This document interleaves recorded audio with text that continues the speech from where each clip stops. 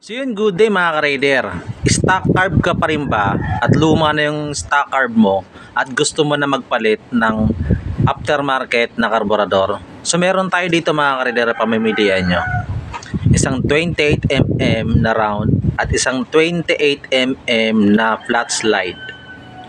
At bago natin to umpisan mga ka-raider, ipasubscribe naman. Pag-hit ang notification bell para sa susunod na upload ko, ma-notify ka. Paki-share at paki-like na rin itong video. At kung sa Facebook mo naman ito napapanood, paki-follow na rin ako. At paki-like, share na rin yung video.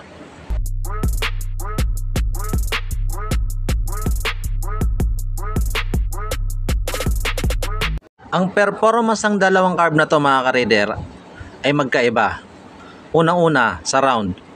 Kung nasira na yung stock carb nyo at gusto nyo magpalit na parang stock carb din, dito na kayo sa round. Pang matagalan, tapos tipid din sa gas. Samantalang itong flat, may performance siya, mas mabilis kaysa dito. Ang problema lang sa flat mga ka-raider, itong flange niya nagagasgas. Pag nagasgas, maalog-alog, maingay yung flapper. At saka mga ka-raider, medyo may katakawan to sa gasolina. Pero ibibigay niya yung gustong-gusto mong performance mga ka-raider. Kung stock ka 28mm, yung performance mo sa stock carb medyo madadagdagan yung bilis niya at aggressive na rin siya mga ka-raider. At ngayon naman mga ka-raider, himayin nating maigi ang pagkakaiba ng dalawang karburador na to. Unang pagkakaiba niya mga ka-raider, dito sa flange, ito round, so kahit gumasgas siya, hindi siya mag-iingay, hindi siya mag-plak-plak-plak. Samantalang itong flat, pag naggumasgas siya, luluwag siya, kaplak-plak siya, kaplapper siya. Yung flapper niya papalo ng papalo. Pwede na! Pangalawa mga ka-raider, itong round walang ganto. So nakikita nyo naman, nakakonect siya sa may gasolina.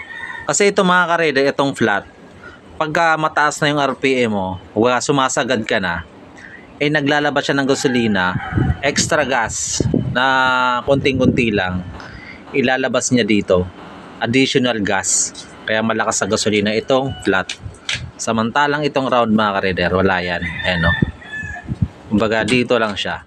Tanong na, itong main jet, tapos main jet nun, pwede rito, pwede mga ka-raider, na-try ko na yan.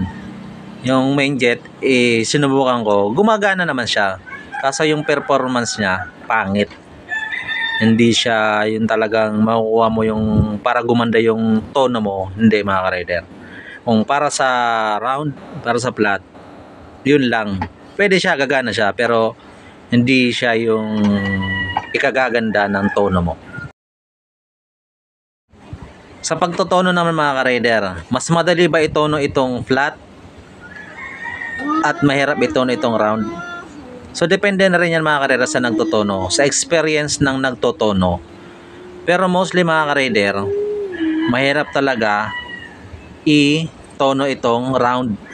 Kasi yung unang hagok, doon nagkakaproblema. Kumbaga kailangan tiyagain mo tong round para makuha mo yung pinakamagandang tono niya. Samantalang itong flat, medyo nadadalian ako. Madali siya itono. Konting kapa lang, kunting palit ng jettings, nakukuha mo na agad yung tono. Ulit mga ka-raider, lagi bang natutono ka agad to? At ito, laging mahirap ba ito, no? Ganito yun mga ka-raider. Kapag naka-encounter ka ng hindi dated na round, mahirap talaga ito, no? Yung class A. Minsan natatsambahan, natutono agad. Pero kapag naka-experience ka ng ganun, mahirap talaga ito, no? Mas maganda yung ganito, yung dated. Mas madali siya ito, no? Dito rin sa flat mga ka-raider, ganun din.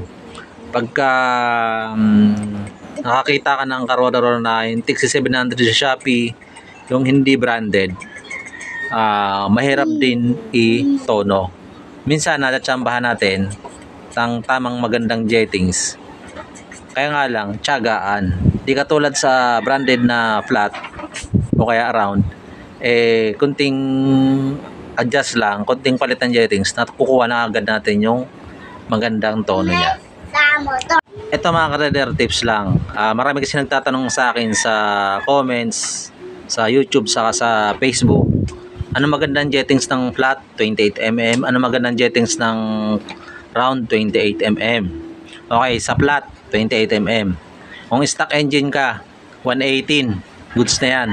32, 35, 38. Pilot. Kung gusto mong dumagdag, kasi medyo loaded na rin, 118 pataas. Sa round naman, 120, 125. Mas maganda yung performance niya. 32, 38, 35. Itong sa flat mga ka-rider, karan pala mixture, 1.5 turns ako dyan. Sa karayom, saan yung karayom ko? Ito, sagad ako. Tapos dito sa round, 1.5 turns din sa air and fuel. Dito naman mga ka-rider, gitna, pinakagitna niya. Dalawa sa taas, dalawa sa baba, yung gitna niya. So, depende pa rin yun sa motor nyo mga ka-rider. Kasi yung motor, iba-iba yung hinihingi. Kung yung setup ko rito, good sa akin, depende pa rin yun sa inyo. Kaya maganda yun, kung magpapagawa, ako mismo ang gagawa. Para magkakaiba kasi mga rider Hindi yung porket gumanda sa akin, pag nilipat sa'yo, maganda. Kailangan pa rin ng tamang hilot mga rider. Other tips ulit mga rider. Gusto mo ikaw na gumawa, magdi-DIY. Kapag magtotona ka mga rider, dapat itong choke mo, walang singaw yan. Kahit itong round. Pangalawa mga rider, para hindi masira yung carburetor nyo. Sa paghigpit ng baso mga ka-rider, dapat yung tamang higpit lang. Kasi pag sobra sa higpit nyo, malambot lang to mga ka-rider, nalolost thread yan. Lalo na yung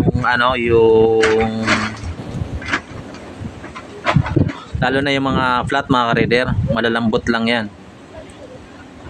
Ang koso mga ka-rider, super lambot nun. Kaya ingat kayo sa sasara ng baso. Tapos dapat pantay, higpit dito, higpit doon. Huwag yung sagadang higpit dito, tapos saka mag-higpit dito. Maling-mali yun mga ka-rider. Naka-tension na to, tapos higpitan mo doon. Malulost thread yun mga ka-rider. Ulit mga ka-rider, pag nagkabit ka nito, may rubber yan, di ba? Kapag feeling mo maganit, naiipit yung maliit na o-ring, huwag mong ipilit mga ka-rider. Tanggalin mo. Lagyan mo ng gasolina, saka mo isara. Hindi na siya maiipit.